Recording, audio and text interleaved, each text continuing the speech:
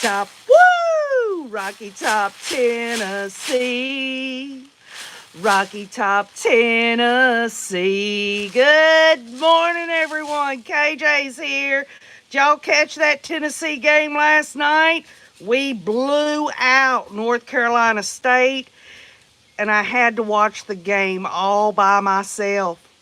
My hubby has been in Atlanta at the races this whole weekend. Oh, KJ ordered me some Mexican food and brought it home and stuck a lot of it in the refrigerator. I got me a large guacamole. I got me a cheese dip. I got me some burritos. I went by the Dollar General store and picked up some snacks. I had a great weekend, even though the love of my life wasn't here to watch Tennessee win its second game of the season. Hello? Y'all, I'm out here on the porch. If y'all hear a rooster or dogs barking, you dang well know it's Tennessee. And I want to get with y'all today. But first, hi, Fancy Nancy. I'm not going to keep you from that Cowboys game now, all right? I understand those pre-games are really important. It gives kind of like a foundational thing, gets you ready, gets you pumped for your favorite team. I hope if you have a favorite team, you'll list it right now. Who's your favorite team? Mine is Tennessee Titans, and they're playing Cleveland today. What's interesting about it is their former head coach, Mike Vrabel, he's part of their staff, the Cleveland Browns there. Wonder how that's going to turn out. You think he's told the defensive coordinator and the offensive coordinator all about the schemes of the Tennessee Titans? How about this? Will Levis, the quarterback. He's going to kick some ass today, hopefully. I mean, I can't sit here and say they're going to beat Cleveland, but I sure would like to see it. So anyway, go Hogs, says Cindy Arnold. Hello, everybody. Cindy Arnold and who else? Leanne Forsberg. Hello. Oh, Dora Pinion, Salty. Oh, Fancy Nancy's making some good food. That's cool.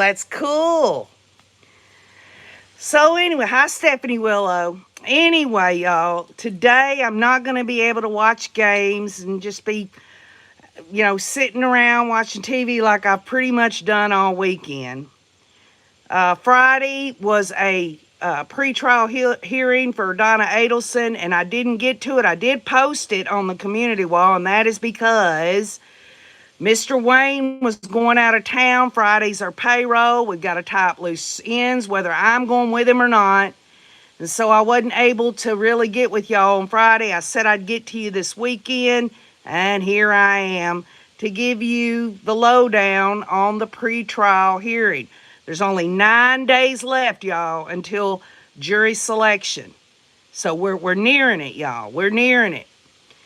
And so I'm going to talk to y'all about that. But today I'm not going to be able to watch football because guess what? My son Andrew has acquired a 60-gallon fish tank, and he wants his mama to help him set it up. You know, the gravel filters and all of the pump and all of this stuff. He's never owned one. I had a fish tank years ago. We're going to go to PetSmart. We're going to spend a lot of money. He's going with a Lord of the Rings theme in the tank, but he's got to order all that stuff online. He's not going to be able to get it at PetSmart. But we're going to get all the other stuff. Plus what, y'all? He doesn't even know what kind of fish to put together. So I'm going to kind of get with him about that. And we're going to pick out some pretty fish for him. Ones that aren't so dainty and tropical that they'll die within a few months. We're going to go and have lunch. We don't usually get together with a mother and son deal, but this is going to be cool. Fancy Nancy says, how fun, a great huge fish tank. That's right. And I told him, I'm like, son, they say that them fish tanks, if you sit and watch the fish, that's kind of like a form of meditation. It calms you. Some of y'all might have a fish tank, or you used to have one. You know what I'm talking about, even if it's a little fish bowl. Watching the fish swim in there and all that, it kind of soothes you and all that. So, I'm looking forward to spending time with him, and for him to even, want my views on everything, because he'll figure out things himself. But I think in some ways this is just kind of a mom-son type of day. But anyway, we're going to go over all of this. I won't be on here for too long. I know some of y'all got to get to your NFL games or other activities that you're doing this weekend. But I hope all of y'all had a great weekend. Does anybody want to share with me what you've done this weekend? Hi, Vixtex. Yes, Cindy Arnold. We do. We have a good day planned now. Andrew went out last night. I don't know how late he stayed out. It's none of my business. So I told him, we'll get together sometime after lunch. I figured if he's going to sleep in, he'll sleep in. He works 6 days a week, so.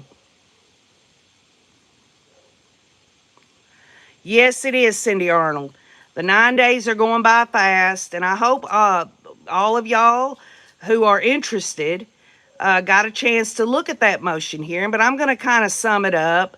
And, Cindy Bullock says we're working on our new house. Well, how wonderful is that?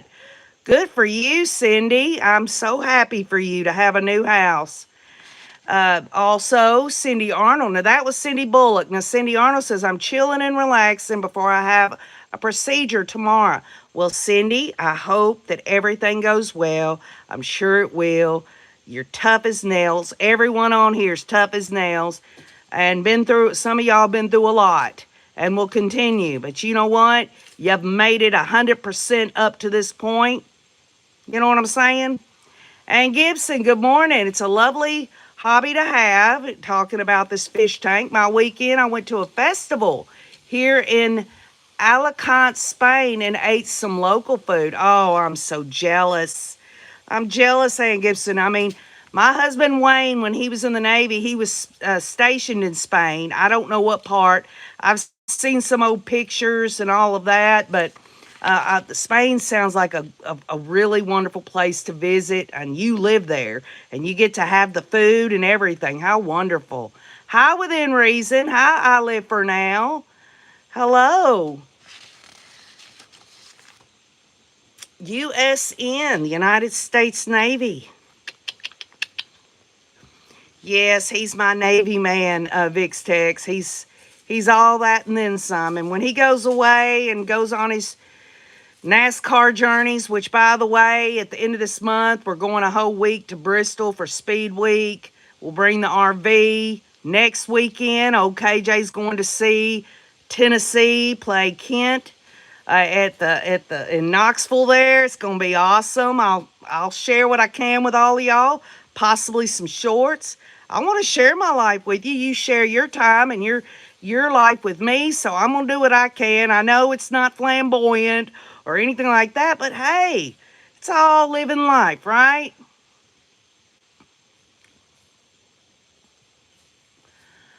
Well, Zahir Ahmed says, I'm just watching your live to learn English. Well, Zahir, I am a Southern woman. I live in Tennessee, which is in the southern east part of the United States.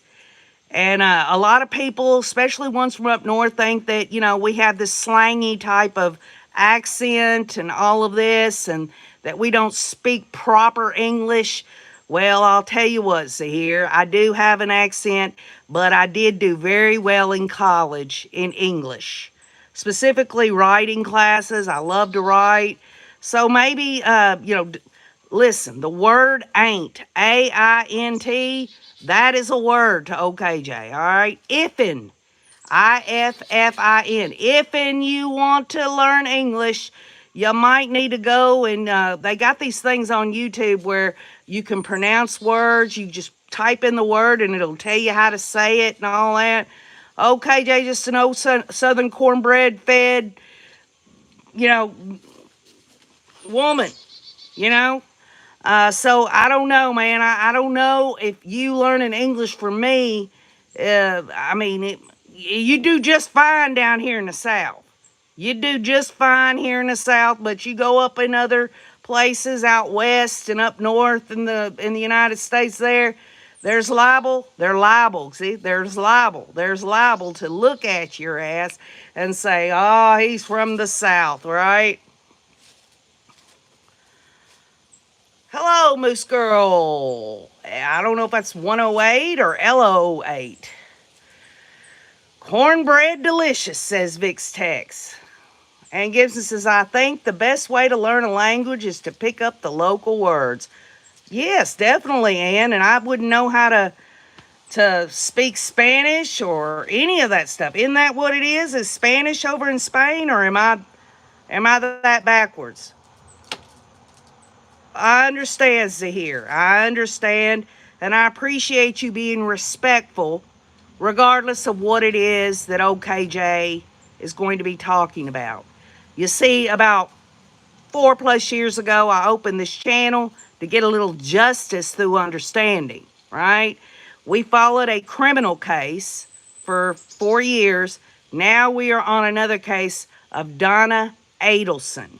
And she is being tried for conspiracy to commit murder and solicitation to commit murder in Tallahassee, Florida. That's even further south than where old KJ's at. Ann Gibson says Spanish, so you would say hola for hello. Well, okay. There you go. Now listen, Ann. I do know how to, in Spanish, what is it? Uno, dos, tres, cuatro, cinco, seis, siete, ocho, nueve. I know how to do Spanish in numbers, but I learned that when I was, I think, in middle school, or maybe, yeah, it was middle school. Might have been elementary, but I think it was middle school. And I'll tell you something else. When it comes to the speaking Spanish, my favorite food is, and I know there's Spanish food over in Spain, but I like Mexican, and a lot of them are Hispanic, Mexican, speak Spanish, so there you go.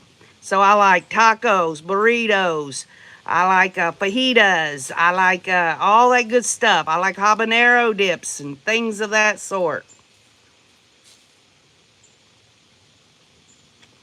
And I appreciate all of y'all being kind to Zahir, because Zahir's being kind to everyone on here. Now listen, we need to talk about something very quickly. OKJ was talking to y'all about possibly going into Sumner County tomorrow and Tuesday. What is this in reference to? Y'all know they're having tomorrow at 2 p.m. at the Sumner County Courthouse. It's going to be a motions hearing. And then the day after that, on Tuesday, there's going to be the hearing of itself for Bullhorn Betty. So I will just say this, and I hope you'll look at me when I say this. I'm not prepared to say whether I'm going to be there for my own safety, okay? It's for safety purposes, but I promise you, Rays, I will let you know if I decide to go, okay? If I don't go, no big deal. We weren't really covering any of that. The only reason I wanted to go, because I felt like there were some things that I could take from that adjudication and judicial type of situation that I could bring back and share with the Rays. Y'all know how I feel about things. So we'll just wait and see what happens, okay? But let's get to this, because some of y'all already know, but some of y'all don't. Maybe y'all are just been busy, or you just basically wanted to hear it from me, I guess. Friday's pretrial hearing focused mainly on phone records that the prosecutors hope to use to prove Donna Adelson's role in a murder for hire plot. Now let's just stop there. What could that mean? What could that mean? Well, we'll go further into this, then you'll understand. It comes just a day after the judge issued a 111-page order denying the defense's request to toss out the case against Donna Adelson. We all knew that most of these defense attorneys, they're always going to do that crap. They're going to try to have a motion for dismissal. But see, the defense's motion was all about, we want this dismissed because the defense had cited a 9-year delay between the crime and Donna Adelson's indictment, and the fact that certain records that may have helped bolster her defense were no longer available. I guess the question is did Dan Rashbaum try this crap with Charlie Adelson? Because he was indicted years later, and if he would have been successful, there would have never been a trial, and Charlie wouldn't have been sent to South Dakota to spend the rest of his days up there, life in prison, because he was convicted. But just so you'll know, Circuit Judge Stephen Everett said the court cannot conclude that the cell phone and SunPass records, if preserved, would have been exculpatory per se. Exculpatory meaning, for those that don't know, meaning it could have showed something that would have inferred that Donna Adelson was innocent. Thus, a material impairment of the defense's capacity to prepare a defense does not exist. So that's why that was dismissed. But let's get back to what all of this was in terms of these phone records.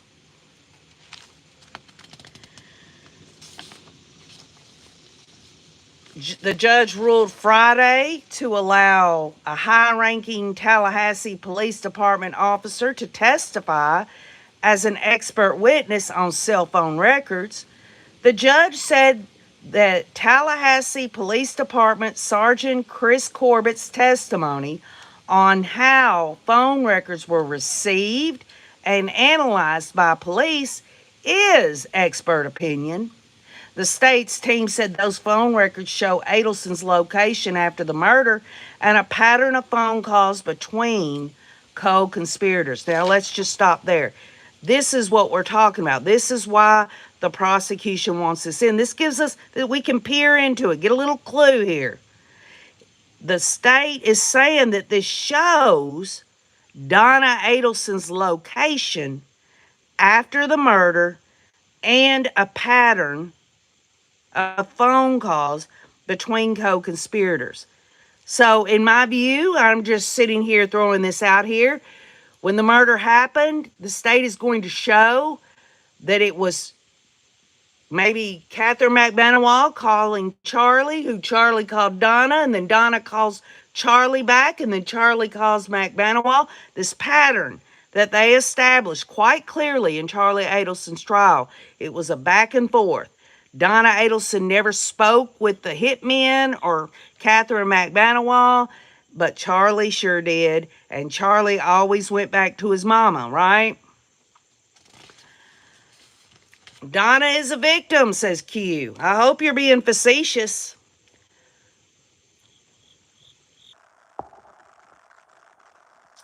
Q says, what do y'all think of Sarah Boone? Well, I mean, she's going to have an attorney helping her now, but that attorney's not going to get any extension. So we'll just see what happens on that. Thank you, Q. I appreciate this. My Tennessee sweatshirt, my Tennessee hat. When my team wins, I show my colors. So anyway, but these are the things that were not ruled upon or anything Friday. Judge Everett still has to rule on the motion to leave the summary out of evidence.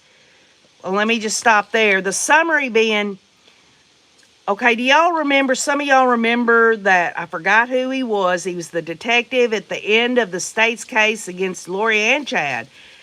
I think he was the FBI analyst. Went up there and they put it in a big timeline and all that, and it showed the way it did. Well, the defense in Donna Adelson's case is saying, well, this is just basically a closing argument. And as y'all know and I know, closing arguments are not evidence. It helps to aid the jurors in the theories and what the state thinks they've proven to a jury. So the judge hasn't ruled on this summary yet. And they took some time Friday, the state did, talking about, well, okay, this analyst, this Chris Corbett, he can show in the summary how all of this was put together in this PowerPoint. So the judge, he could have easily Friday said, no, it's a closing argument. I'm ruling against it, but he has reserved his judgment on that. So that's very interesting.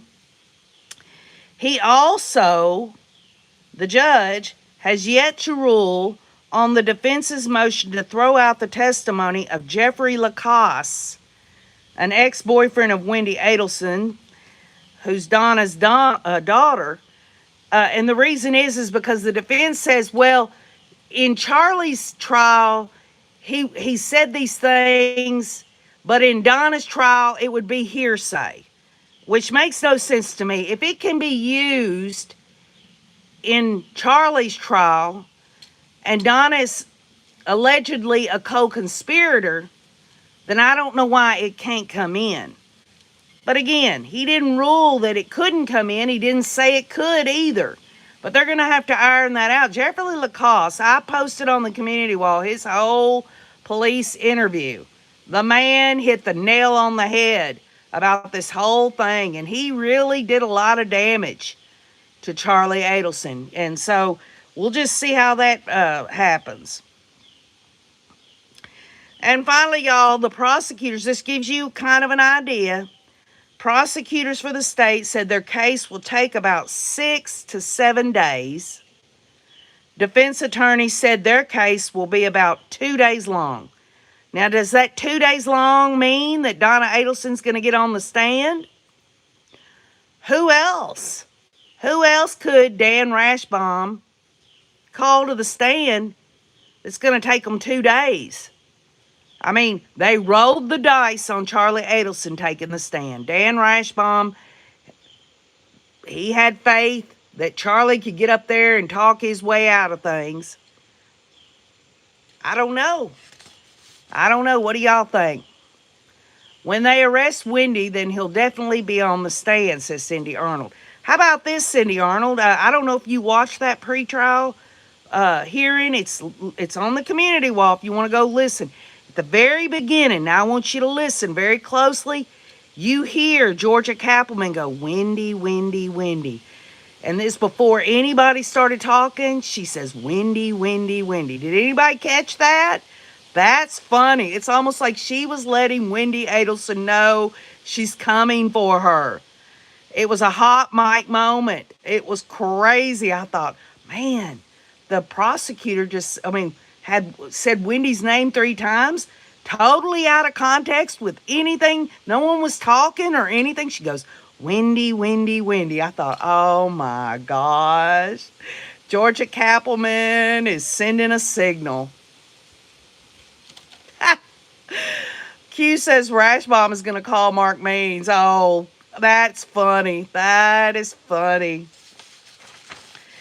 So really, they're tying it all together, y'all. They're getting ready. These pretrial hearings, there's probably one more. It's 9 days till jury selection. I'm sure the judge is going to rule at the next pretrial hearing on this other stuff, whether it's Jeffrey Lacoste, whether it's the summary. Very interesting. Yes, Kathy Bernadero. Gotta love those hot mic moments. Definitely. Just to kind of give you, so many people have said that Wendy was involved. If anybody was to ask me, Wendy, she got impeached on the stand at Charlie Adelson's trial, and they even talked about that last Friday at the hearing, that they could use things to impeach Wendy, whether it was the book that Wendy wrote, or what was the other thing? It was the book and changing the children's last names.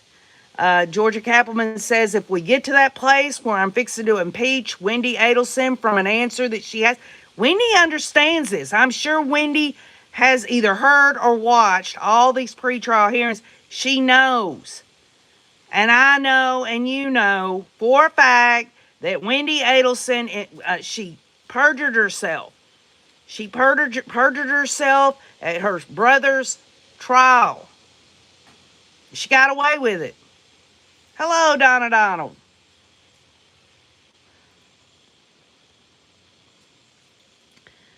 Q says Mark and John are not bad dudes. They were just doing their jobs. Exactly.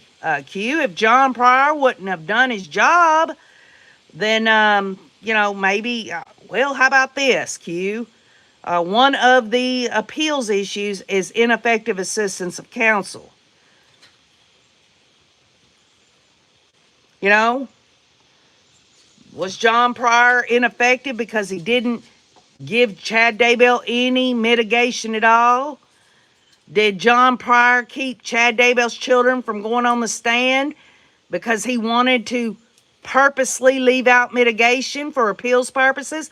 Or did Chad Daybell tell John Pryor, no, I don't want my kids, I don't want any former colleagues, I don't want my mom or dad, I don't want anybody here to, get up on the stand and say, please don't kill my son or my daddy or my friend or anything like that. And the Judge Boyce there, even asked Chad, this is your chance to make a statement to allocute. This would be considered a form of mitigation. And Chad stayed silent. So there you go.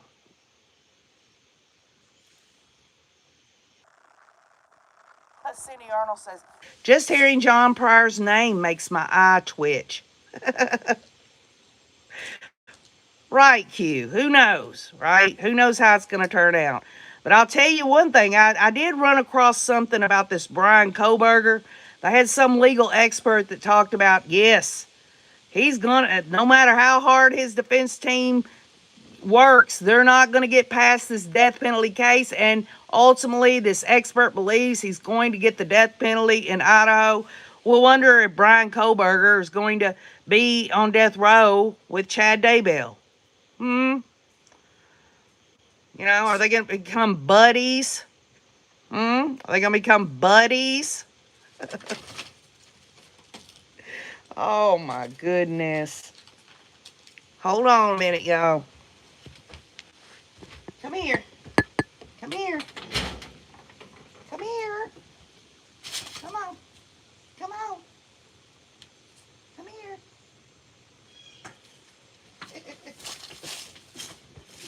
Come here, you little booger. Come here.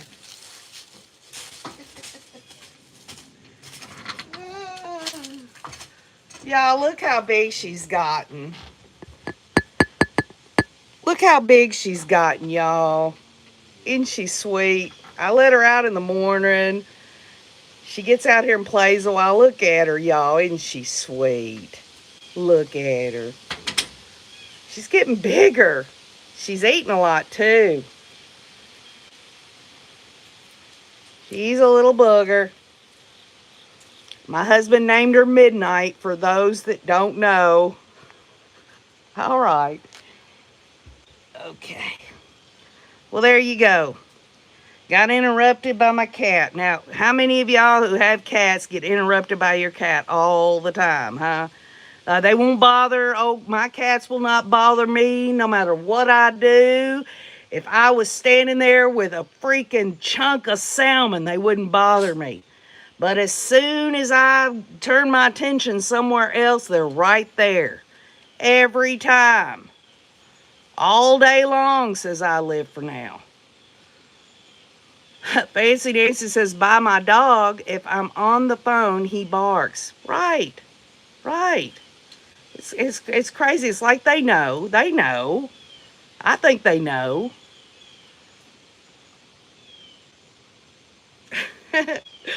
Miss Midnight, Donna Donald says, baby kitty is so sweet.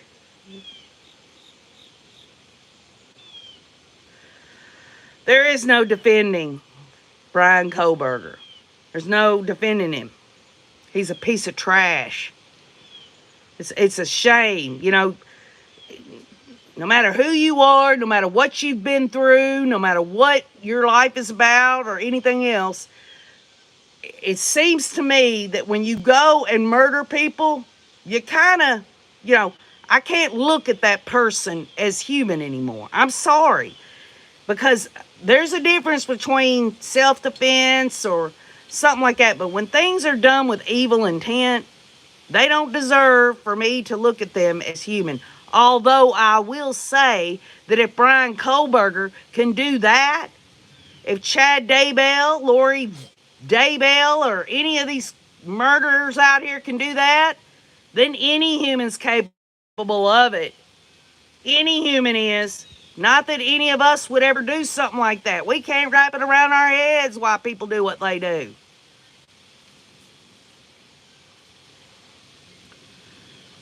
Hope Grace says, my doggies wait for treats all day long. Well, Hope Grace, she was originally, when she got here, she had a snotty nose. And so I took her to the vet. I got her on a Sunday. The very next day, I took her into the vet. They started giving her shots and all of that. And they put her on amoxicillin for 10 days. Well, during that 10 days, it seemed like it was kind of getting better, but it was still there. So they put her on another higher antibiotic for another 10 days. And it's not as bad, but it's still there. And they told me because she's so young that they can't get up in her nose to see if there's some obstruction. She could have been born with something up in there that makes it snotty up in there.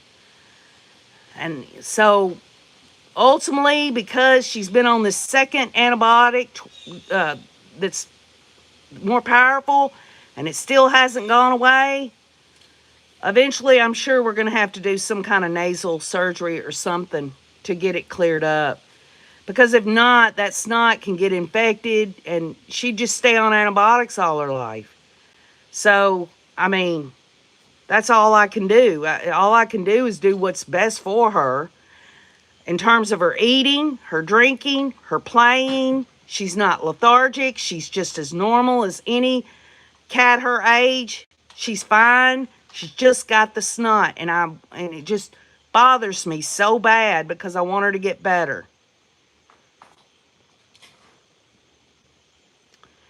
Susan Honecker says, mental illness murder is just something I don't understand. Their minds are different. Well, Susan Honecker, there's a fine line, I think, between what people think mental illness and just pure up evil. I mean, because, see, I believe that people, I do. I believe people can be demon possessed. That's in Holy Scripture. That's what I believe. But I don't know for sure whether they're mentally ill or whether they have some kind of demon possession, or because evil just doesn't, to me, evil can't just, it's got to be, something's got to be there to cause it. So, I wished I had the answers and I wished I knew the cure. Y'all know as well as I do, if everyone in this world could just love each other and just try a little acceptance and just, try to be as kind as you can to others and all of that, this world will be a heck of a lot better place. Don't y'all think?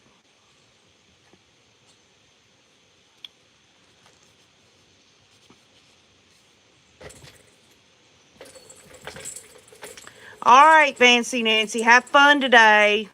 Have fun. Thank you for being here. Yes, Hope Grace. She is healthy, but she just has that snotty nose, and I'm worried about it.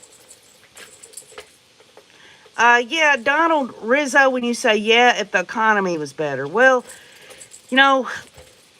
when people struggle financially and all that, that can really upset people and all of that. There are all kinds of environmental factors. They even say that when you have hot summers, that there's an increase in crime because people get physically hot. And it's just hot outside, in some areas, and that the crime increases. Environmentally, all kinds of things, stress, anxiety, worrying about paying your bills and things of that sort.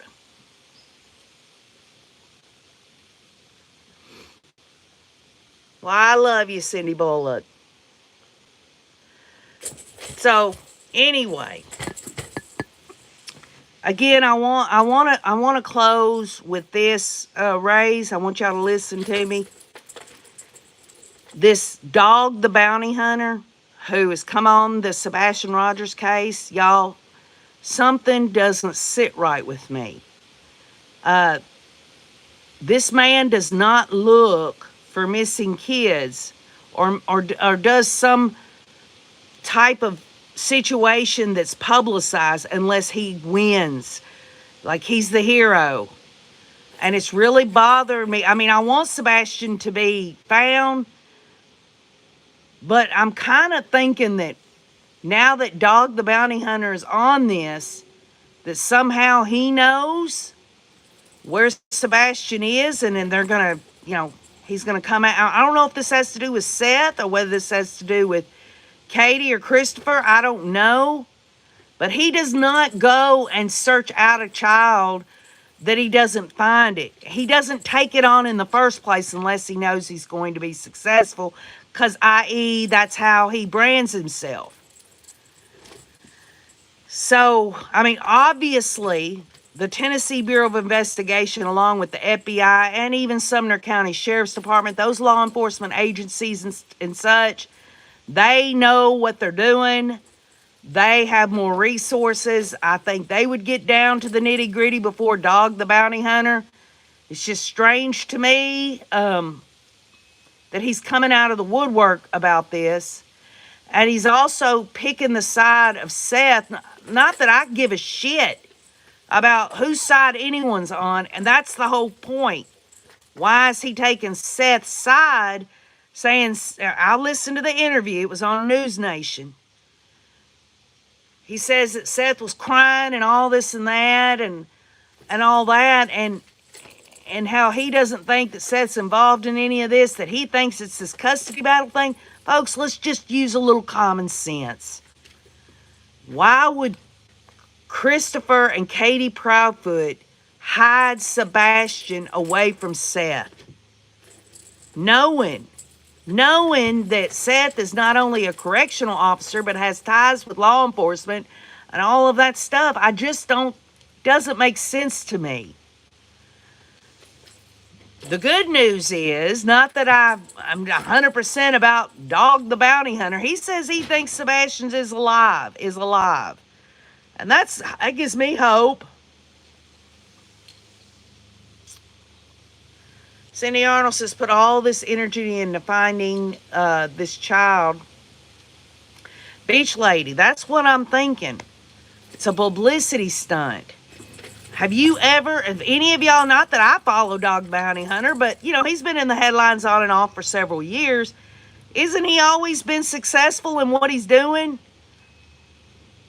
So the theory, and this is just a theory, and I could be wrong, that maybe Seth has told Dog the Bounty Hunter where Sebastian is, and they're going to make it to where Dog the Bounty Hunter finds him and gets Seth out of trouble. Wouldn't that be wild? I know it's just a theory, but honestly, y'all, I just cannot see that Katie Proudfoot and Christopher Proudfoot could do that, take Sebastian away from Seth. I mean, I just don't see that. I mean, even if Christopher Proudfoot has got a dispute with his ex over seeing his kids, what does that have to do with anything? If you break it down, you would have to believe that Katie and Christopher Proudfoot and possibly the grandparents, the step-grandparents, they all conspired to take Sebastian somewhere to hide him from Seth, when they know good and damn well that you can't do that forever.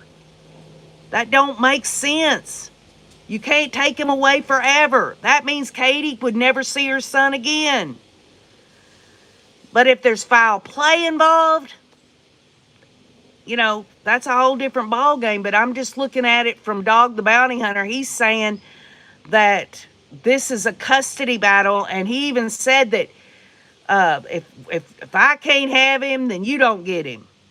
which makes no sense at all, really, because the TBI and the FBI would be watching Christopher and Katie every time they took a poop. I mean, so Katie and Christopher never want to see Sebastian again? If he's alive? Makes no sense.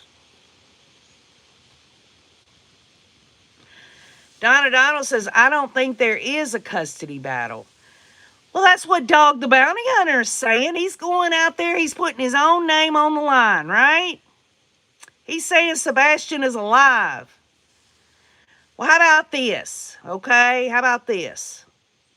If Katie and Christopher were really guilty of something, right? Then why are they, wouldn't they have stayed quiet even if Bullhorn Betty over here was causing trouble? Wouldn't they just try to steer clear of it? Try to steer clear of all of it so no light would be shown on them at all? No, they took her ass to court. She's going to be in court tomorrow and Tuesday.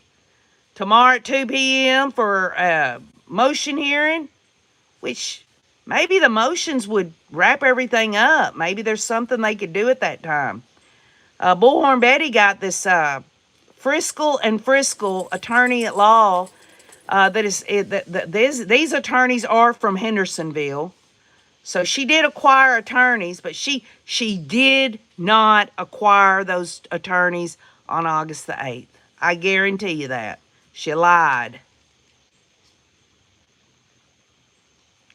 Well, Veronica Boyd, I've got 5 cats now.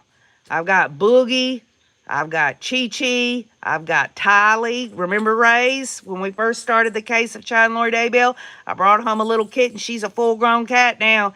Tylee, then you've got Miss Kitty, which is my mother's cat, and now Midnight.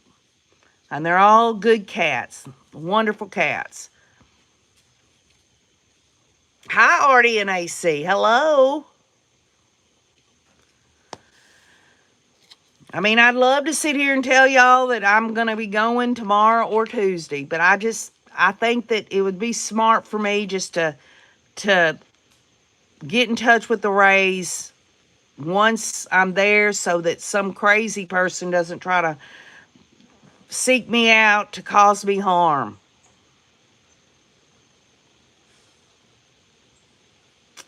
Donna Donald says, Brutus and Tiger are the pups.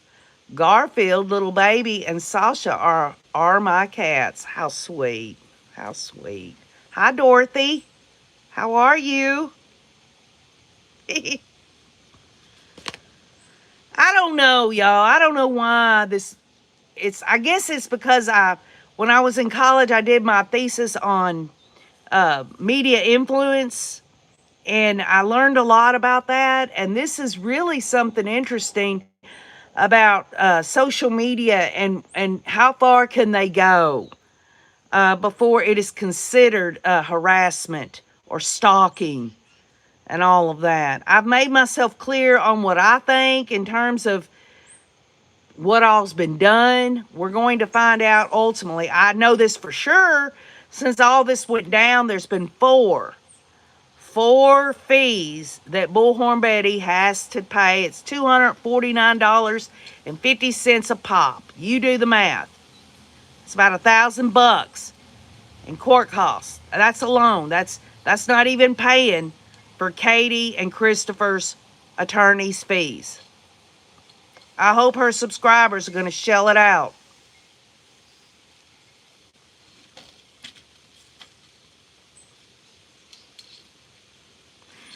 Donna Donald says Betty went real life with her person and mouth.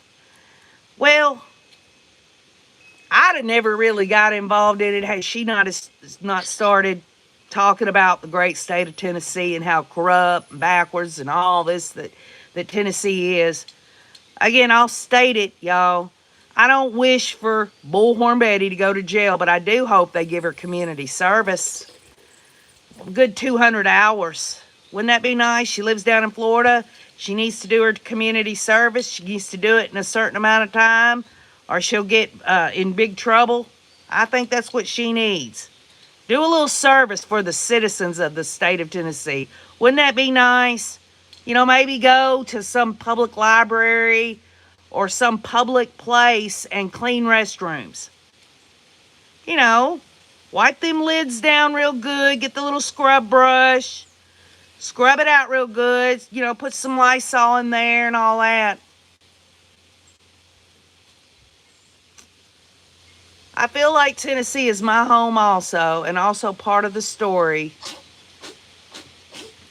See, she sneezes all the time, y'all, and it really bothers me. Hi, Mohawk Mom. RDNAC says we have a bearded dragon because my son is allergic to cats and dogs. A bearded dragon. Okay. What's the name of your bearded dragon? Are bearded dragons little itty bitty? Or are they big? I don't know. A bearded dragon. Okay. Y'all ain't got to trim its beard or anything, do you?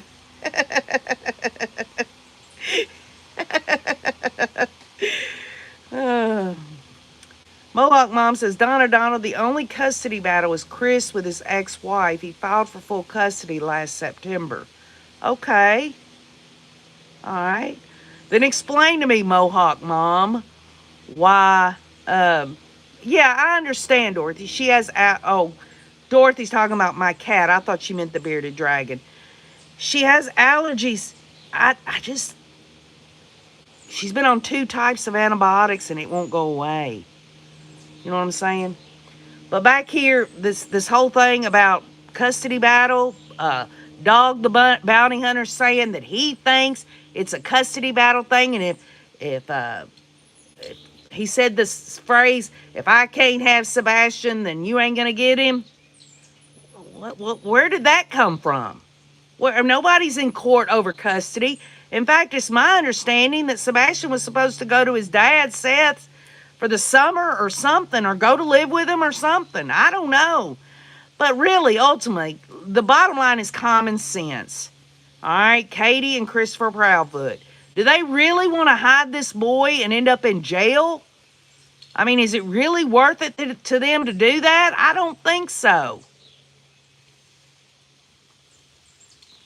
Susan Honecker says, could be she has allergies and they may get better when the season changes. I sure hope so. I was telling Wayne, I'm like, maybe as she gets a little older, But everything else is normal. Her eating, her drinking water.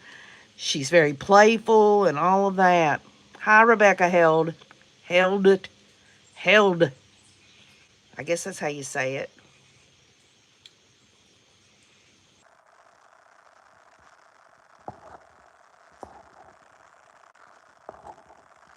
I'm still wanting to know about this bearded dragon. I mean, is it little, big? You know I want to know about it. Come on, talk to me.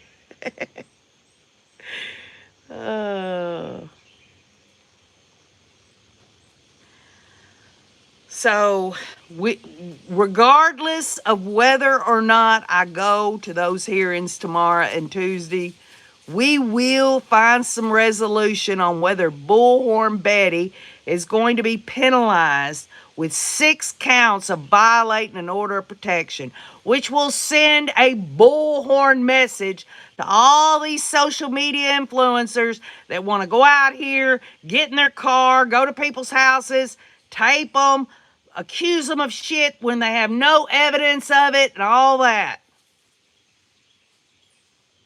He's the length of my elbow to my thumb.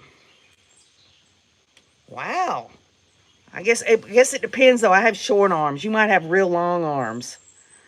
How much does he weigh? How much does your bearded dragon weigh? Yeah, how much does he weigh? I'm just curious. I'm gonna look it up when I get off this live stream. I've heard bearded dragon, but it went by me. I wasn't like. Now I'm like, oh, okay. RDNAC has a bearded dragon, so I'm gonna go when I get off this live stream. I'm gonna look at a picture of one. Do they bite? Do they bite you? Because I don't think I could have a lizard that bites me, even if it didn't pierce my skin. I'd be scared.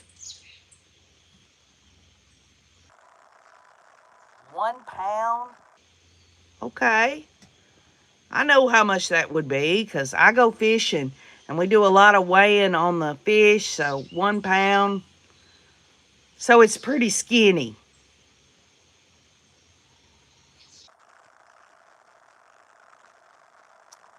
Really salty. Betty just finished a live driving to her court for tomorrow, and I think she is feeling a bit in denial, but she couldn't she couldn't withstand calling out her haters. I don't hate her. I just think she's barking up the wrong tree. She's including the state of Tennessee and law enforcement in Sumner County, civil servants of this country, this state. She's calling these people out as corrupt. She's demonizing people in Tennessee, and that's not going to get her nowhere. It might get her some super chats.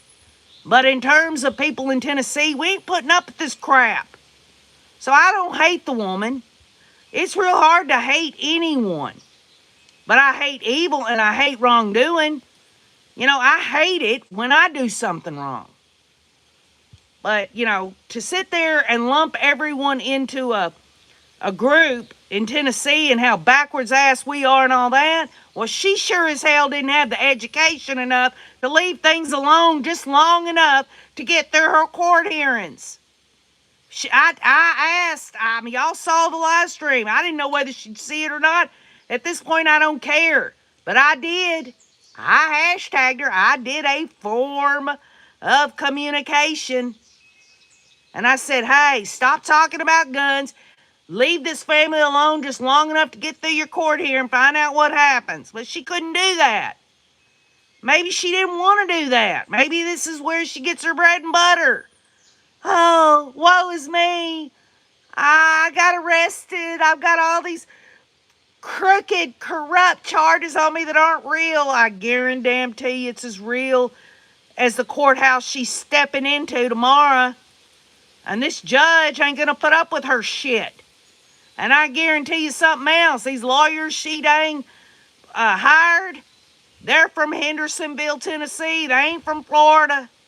They know this judge ain't going to put up with it. And if anybody thinks that this judge hasn't heard that Bullhorn Betty has said very derogatory and wrong things about a detective on the Sumner County Sheriff's Department, they know it all. They know her pattern all the way back a couple of years, what she does.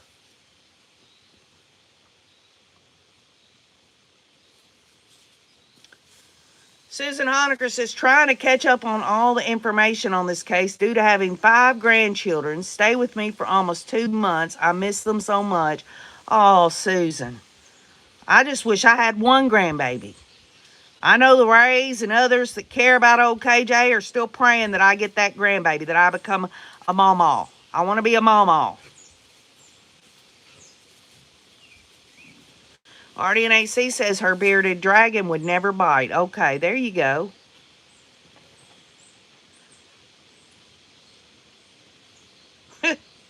You're welcome, Cindy Arnold. Hey, it would be no different. There are people from all over the United States and the world here. And if I came on here and started dogging out somewhere where your hometown or your state or your country or anything like that, you know, that's part of people. You know, yes, she has a right. She has free speech. It just goes back to this, free speech. Everyone should deserve free speech. But there are consequences that can happen because you speak free speech. What, you're able to say whatever the hell you want and no one's going to say shit back to you? Give me a break. People are going to do what they're going to do.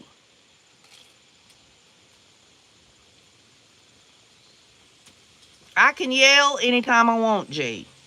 I can yell anytime I want.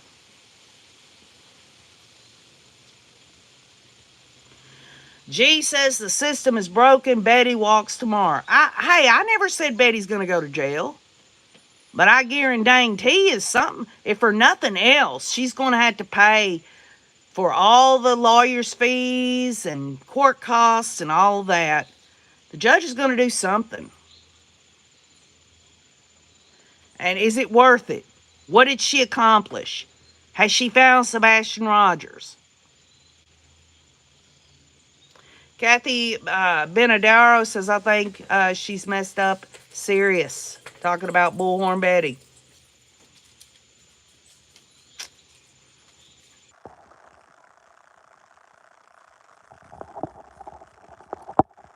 So anyway, y'all, I'm getting off here.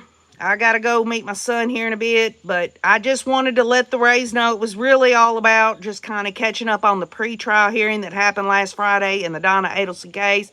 Yes, we are going to revisit some things after tomorrow and Tuesday as it relates to Audra Griffin, i.e. Bullhorn Betty. I just feel like there's something that's going to come out of all this that we're going to learn, and I'm going to share it with all of y'all. Thank y'all so much for allowing me to get with y'all. I love you. And I'll end on hope, Grace. The longest journey you will ever take is the 18 inches from your head to your heart. So with that said, I love you all. Have a great day. I love you, Susan, Chris Arnett, Within Reason, Susan Honecker, Salty, all of y'all. Thank y'all for being here and keep on looking.